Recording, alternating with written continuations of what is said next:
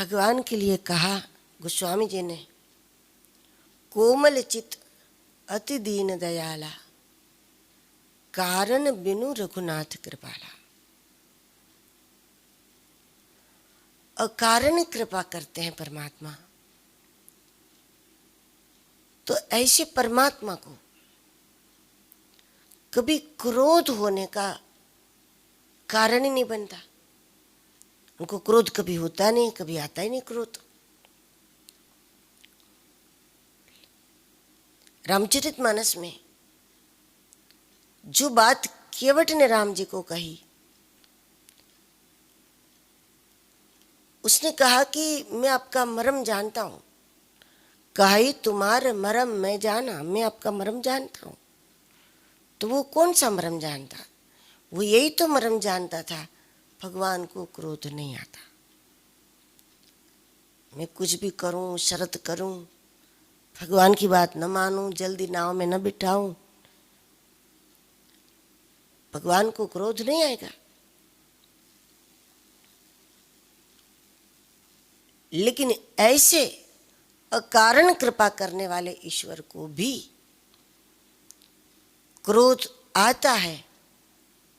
तो मानस के मुताबिक उसका एकमात्र कारण, जब कोई भक्त का अपराध करे, संत का अपराध करे, संत द्रोह करे,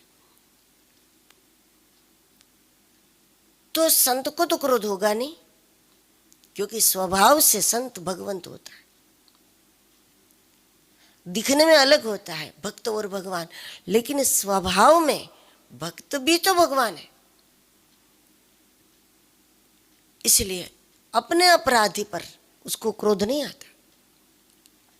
संत को भी क्रोध नहीं आएगा, भक्त को भी क्रोध नहीं आएगा। लेकिन जब कोई संत अपराध करता है, संतों का अपमान करता है, तो भगवान को क्रोध आता है। पर परमात्मा को क्रोध आने का एकमात्र कारण, जो अपराध भगत कर करई, राम रोष पावक सो जरई, एकमात्र कारण। लंका सोने की थी, स्वर्ण अग्नि में नहीं जलता, लेकिन लंका जली कैसे? परम संत श्री हनुमान जी महाराज का अपमान किया, अपराध किया,